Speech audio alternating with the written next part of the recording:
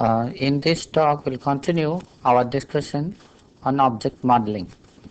In the last lecture, we have seen that in order to describe the relationships among the different objects, we can use some of the ideas which are in use in the database literature, that is the entity relationships approach, to define the different types of cardinalities of the relationships that can exist among the objects. In this lecture, we'll see that there are many other concepts that are used in defining complex objects. Now, so to begin with, let us first of all identify what are the key features of object modeling. The key features are, first of all, abstraction concept. This defines, as I mentioned, that defines the relationships or association between group of object types. So, such as we have seen that there is a relationship between the department and the employee, in which the relationship was that in a department more than one employee can work. However, an employee works only in one department. Now, so similarly, whether we can use the other types, we can represent other types of relationships, and how these type of relationships will be captured will be the topic of the discussions under abstractions. The next concept, which is of key importance, in fact, is called the encapsulation. That is packaging of data and operations together. We have seen that in the concept of abstract data type, that the data, that is the data and the operation, should be dealt with together. And in addition, we will see that object modeling allows that a sum of what are the operations that are visible to the external world. That is, some sort of security can be enforced while we talk about encapsulation.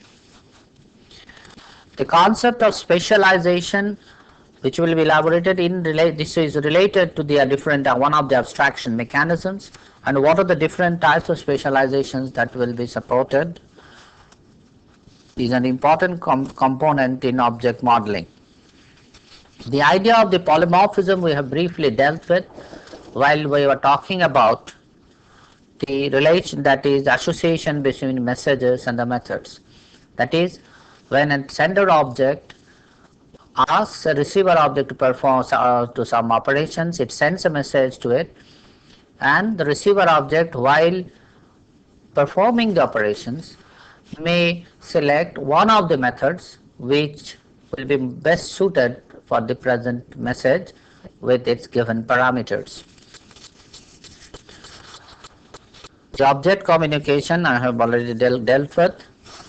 So, and lastly, the concept of reuse. This is a very important concept, and in fact, one of the major advantage of the object modeling is that whether we should, that it allows reusage in the sense that suppose I have developed certain certain objects, and later on I have design certain specialization of it, or define a more generalization of it. I should be able to reuse some of the codes which are or the definitions we have developed earlier in the later applications. And the concept of reuse is vitally linked with the idea of the object modeling and objects design and usage. So, slowly in this talk we will go on elaborating each of these concepts. To begin with, we will deal with the different abstraction mechanisms that are supported or are used in object modeling.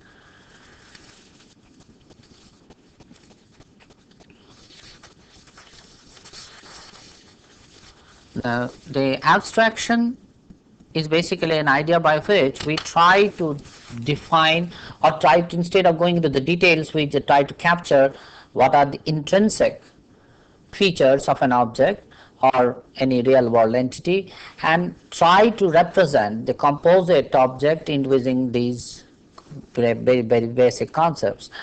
And the different abstraction operators which are normally used in the object oriented literature are which are called generalization and specialization, aggregation and grouping.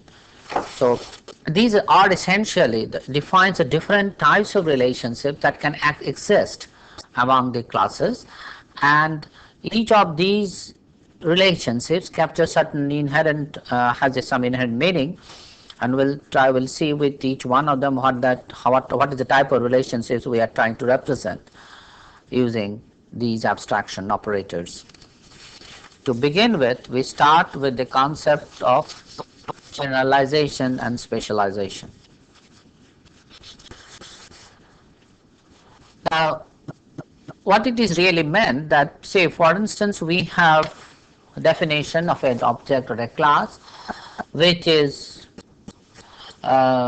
known. We have already defined. We have defined its methods. We have defined its operations. And now, suppose I want to look at some specific or a subclass of subtypes of these types of objects. For instance, to give an example, suppose I have the definition of a student. Now, definition of a student means that I have already created the class student. We have defined what are the messages and the methods or operation that can be performed on it. Now, the student is an idea or as a class since it exists. Now, suppose that I want to look at the two different types of students. One is undergraduate student,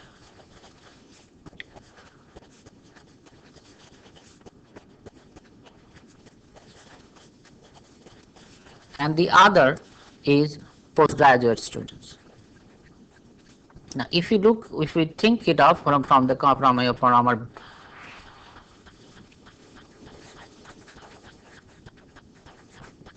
understanding of the real world, we can say that each undergraduate student is definitely a student, but it has the characteristics that all these students are being registered into courses which are taught at the undergraduate level.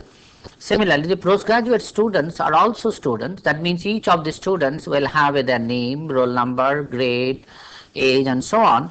However, the postgraduate students will be registered in postgraduate courses like PGDIT.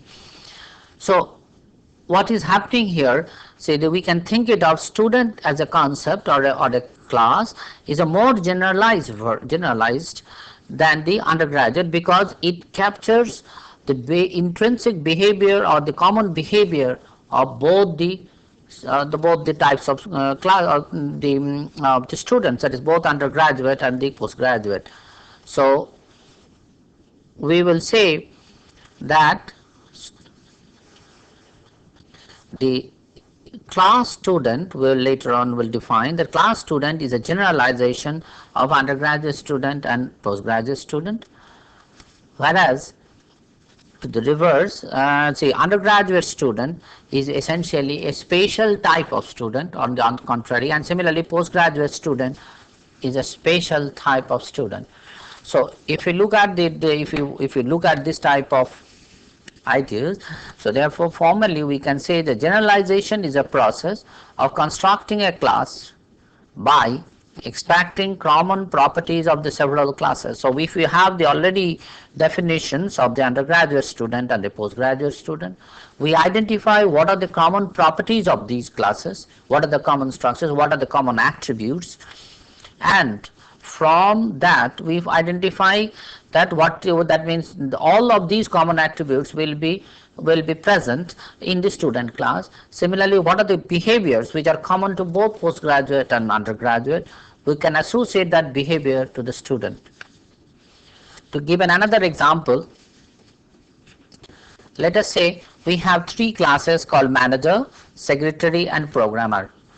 If you look at it, that each of these three classes have some properties, like say the common name, address, In the case of a manager, project supervised and the salary. In case of a secretary, the name, address, age, typing speed, salary, and so let's also keep age here.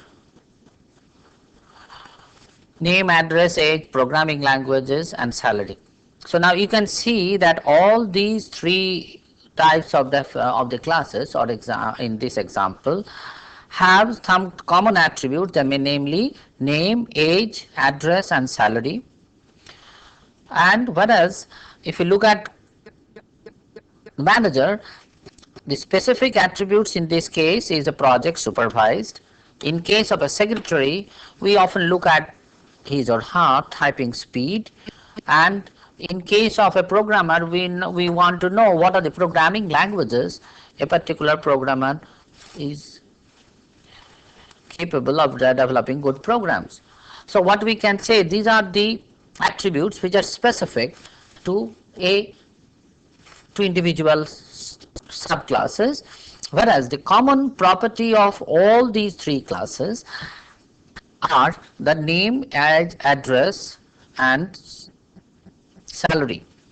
So we can say that employee, we can associate with each employee as a class that with these common properties, namely name, address, age, and salary. So each employee will have a name, address, age, and salary irrespective of whether he or she is a manager, secretary, and programmer.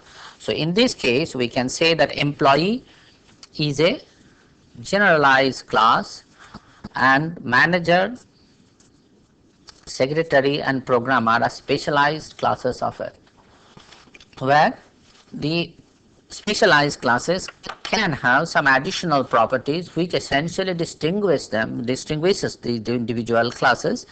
Like manager has supervises certain projects, programmer writes programs in some specific languages, and secretary can type.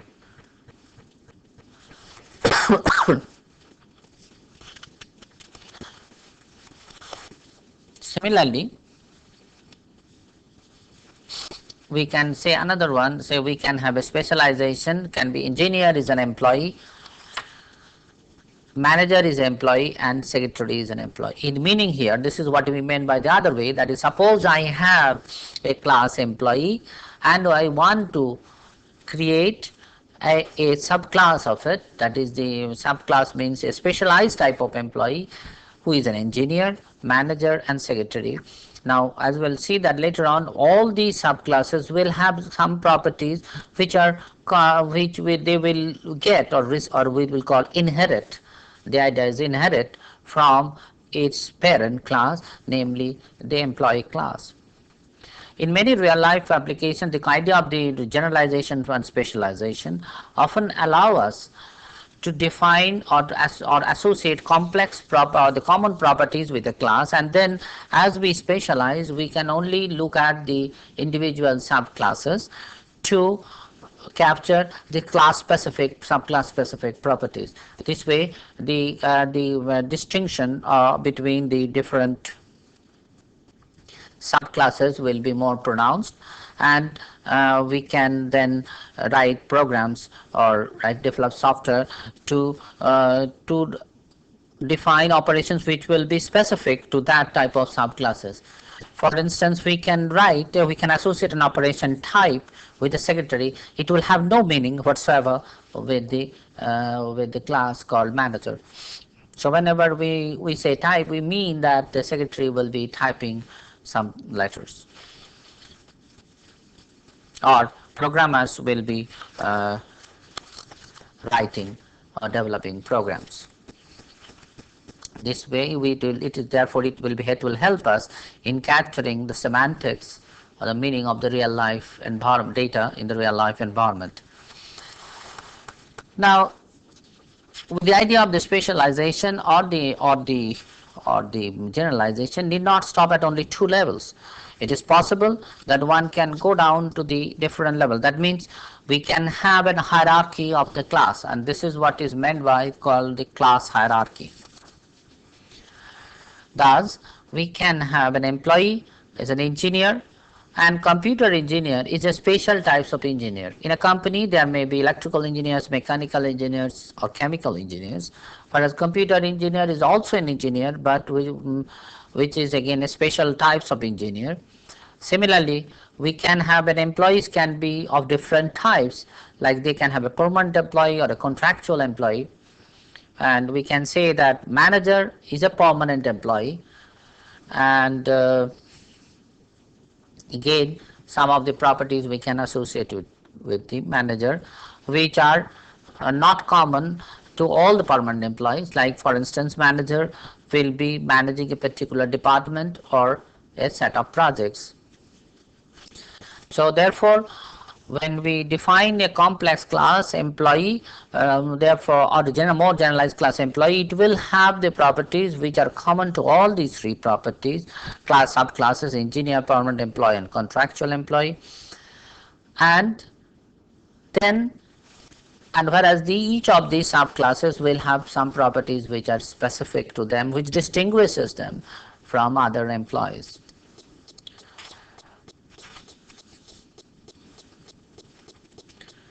Now the next thing is that once we have defined what do we mean by generalization or the specialization, the next concept which we'll have to deal with that what is the what do you mean by inheritance? What do we say? What do you mean that what are the different ways the subclass and the superclass properties will be shared, and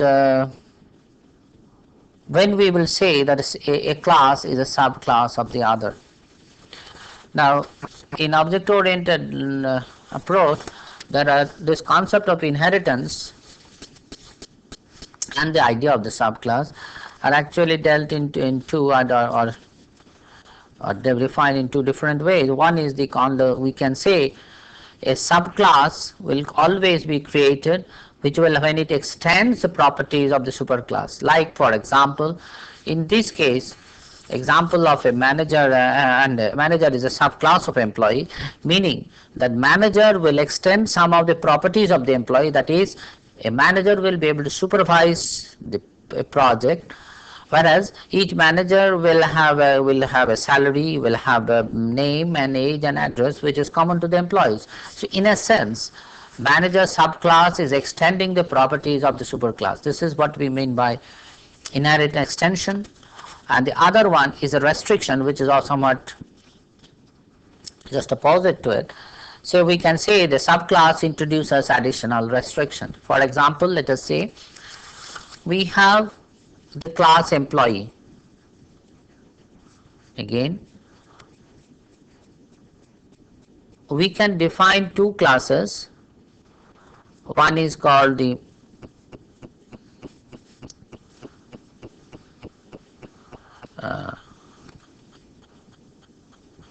high salaried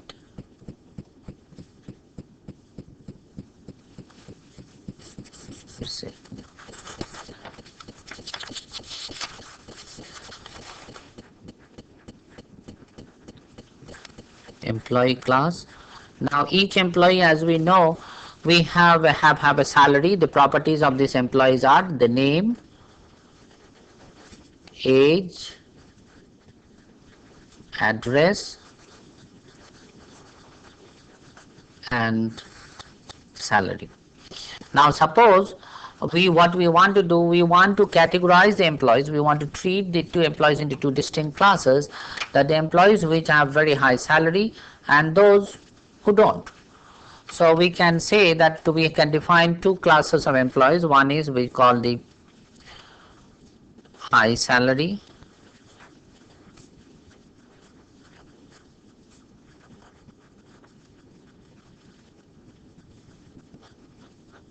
employee with high salary,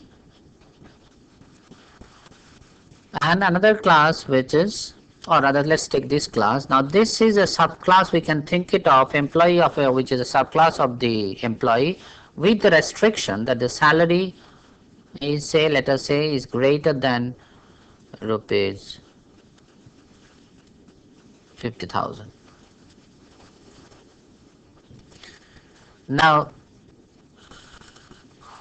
so in this case, we are not attaching any additional properties at the moment, but only we are saying that these class of employee will have salary which is greater than 50,000. So here is an example when we have we have a specialization which essentially is leading to certain restriction, or its subclass introduces additional constraint. So here the constraint is that in this class salary rupees 50, that they will always have salary rupees more than 50,000. Now we can say that manager is always a high salaried employee. So we can say now in this class hierarchy, manager as a class is a subclass of employee high salary. So this is a manager will be specialization of this subclass. In therefore, when the manager will get for each manager the salary will be more than 50,000. The manager of course will have additional properties, may have additional properties like project supervised.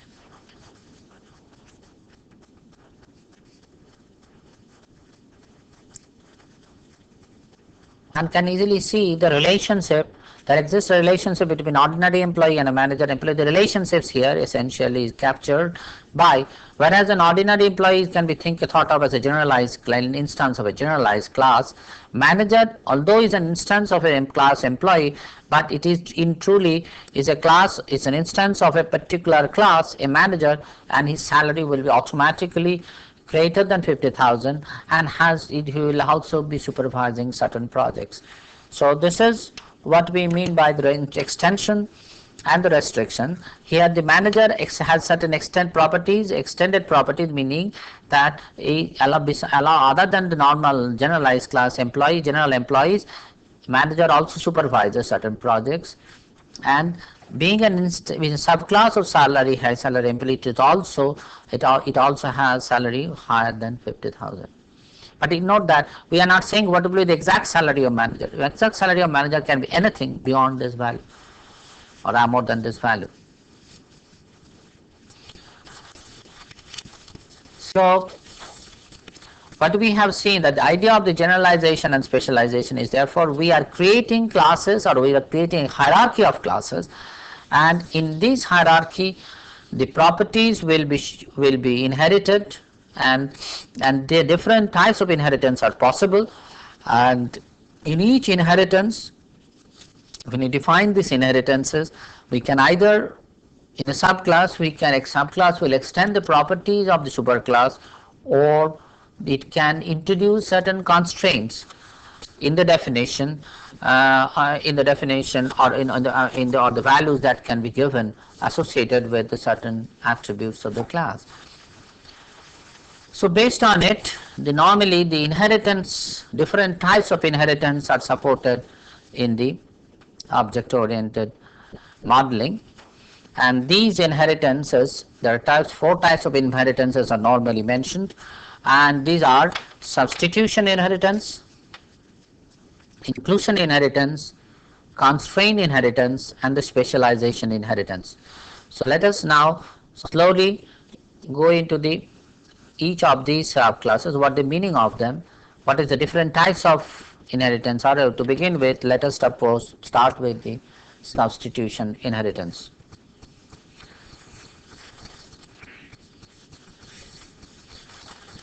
Now to define these concept, we'll use one common notations. So we'll assume that say class, there are 2 classes X and Y, and we will say that Y is a superclass of X. That means Y is more generalized class than X. So the terminology, this Y is called the superclass and X is the subclass. And this is sometimes called means X is a super instance of a class. So therefore every instance, meaning of an instance is every instance of a subclass will also be an instance of a superclass. But the converse is not true. Why so? If you recall the diagram we had just now seen, every manager is an employee, certainly, but not every employee is a manager. So therefore, the association is that that is one way that if you take all employees, he or she can be must belong to either being the class manager, secretary, or programmer. So the instances of the class employee can be decomposed in this example into three categories: manager, secretary, and programmer.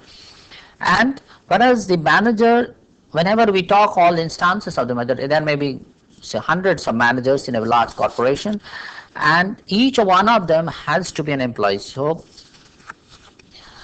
here when we say that X, say a typical instance of X, we will denote it X is an instance of X, instance of class X, and we will use the notation Y is an instance of class Y. These two notations we'll use. And secondly, we'll use another notation of OPT to denote the set of operations supported on objects of type T. Note that is objects which belong to class T. Now let us define what do you mean by substitution inheritance. We say that the class X satisfies the substitution inheritance property if the number of operations that can be supported on the objects of the type X will include the operation that will be supported on objects of type Y. So therefore, moreover, an instance of type X can be used in every operation where an instance of type Y can be used. The meaning of this is this. Let's take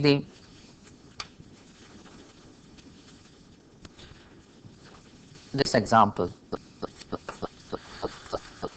So we had the class employee and say suppose the class manager.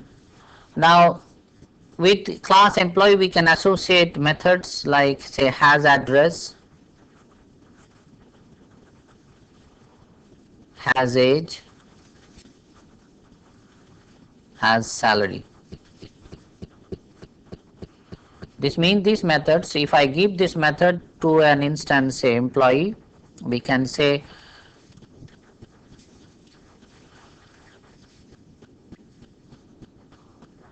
so if you give, attach send the method, this message has or execute this method has salary with an instance say employee Y, then you will get back, it will return the salary earned by the employee Y. Now if I take an instance M of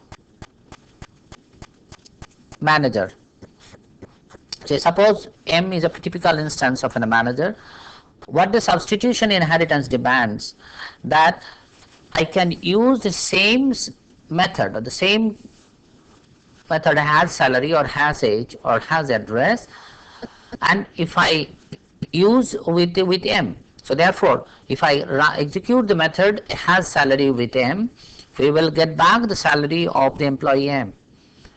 However, the manager as a class can have projects supervised in this method. Now this method can be executed only with the employee or with the manager with an employee which is of type manager. This cannot be executed with an employee which is of type student, who is of type who is type secretary, or who is type programmer. So in this case, that is why if you look at the definition of the substitution inheritance we have defined, we say that the class, that is subclass X, can have more operations to be it can defined in its class, and however if you take a class instance of type X, you should be able to execute all the method operations which are possible with the class Y. So in this case example, y was employee and manager was x. So every operation that is supported on the class employee y should also be supported with the class manager and the manager, and they must be, therefore we can always substitute as a parameter here the m, where m is of type manager. So therefore in this case we can execute a method of this case has salary without any trouble manager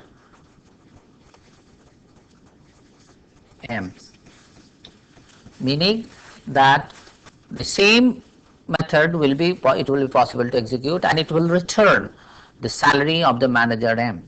So this is what is meant by, even so this, when if you follow this definition of substitution inheritance, then even though it may be a hierarchy, we can follow this hierarchy as we have seen in the last example, that manager may be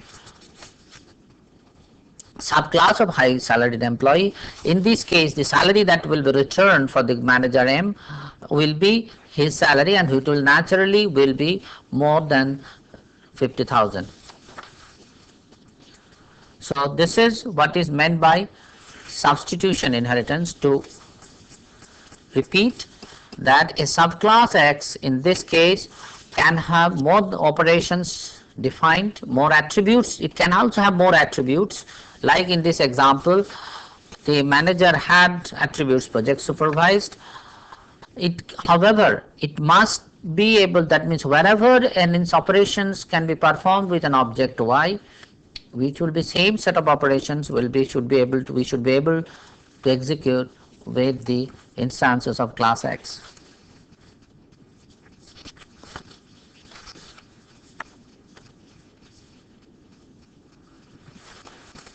The next concept is of inclusion inheritance. In this case, what we want, an object X of type X is also an object of type Y, and in this case our focus will be mainly on structure. As we have seen later, and moreover we'll see later on, both X and Y will have the same structure, meaning that in this case the examples that we have seen, that object X will have the same set of attributes as more as that and that of y. So in this example, if you go back to our earlier one, instead of focusing on the methods, in this case if you look at the subclass manager has more attributes and then that of employee, which is a super class, and the objects may have additional parts and that of y. So therefore the object an employee m, manager m has additional attribute called project supervised. And to take another example, suppose we have a class y is an employee and x is an engineer.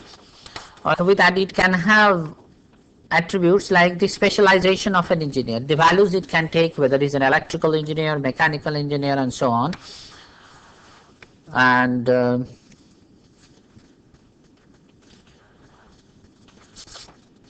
so in this case, as opposed to the previous one, which is basically the stronger one, the requirement in the substitution inheritance demands that everywhere wherever the class y can be used, x can also be used there. But in this case it's much more slightly restricted in the sense that here we are only demanding the structures of both the objects must be the same. Although x can have additional parts or attributes than that of y.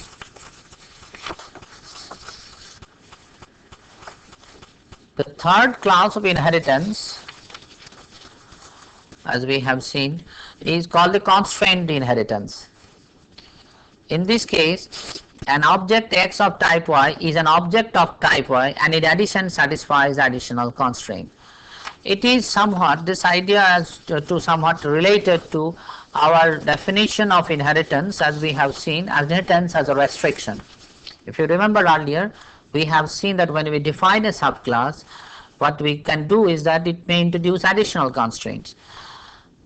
So what we can say that object X is also subclass of the Y if it's satisfied in additional, like for example, if we say that X is a middle-aged person, it will inherit from persons with constraint that age is between person age is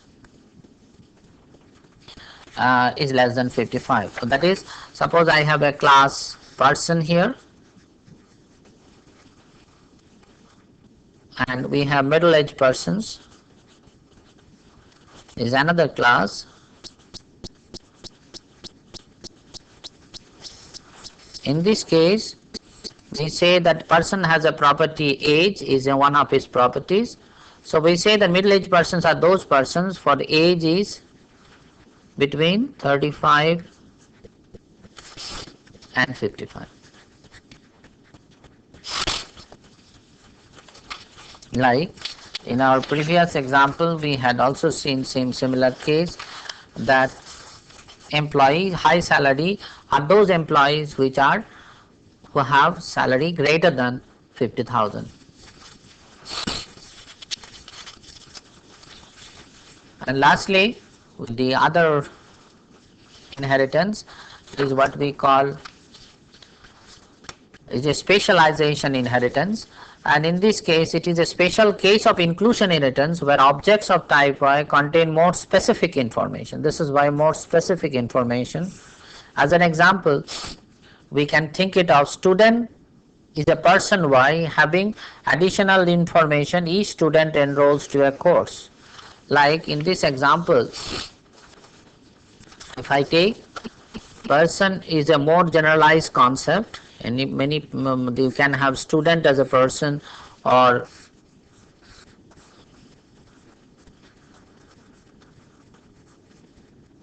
now the whatever the properties person has, say name,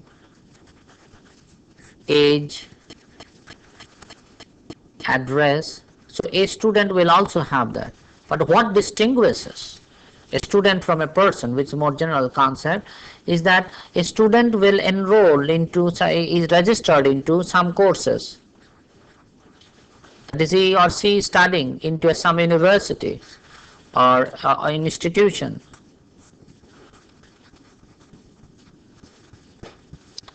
So whenever we are talking school, whatever the case, so therefore when we say that a student, some person is registered into some courses or to an university institution, we say the person is a student. So here is a concept which we call a specialization inheritance.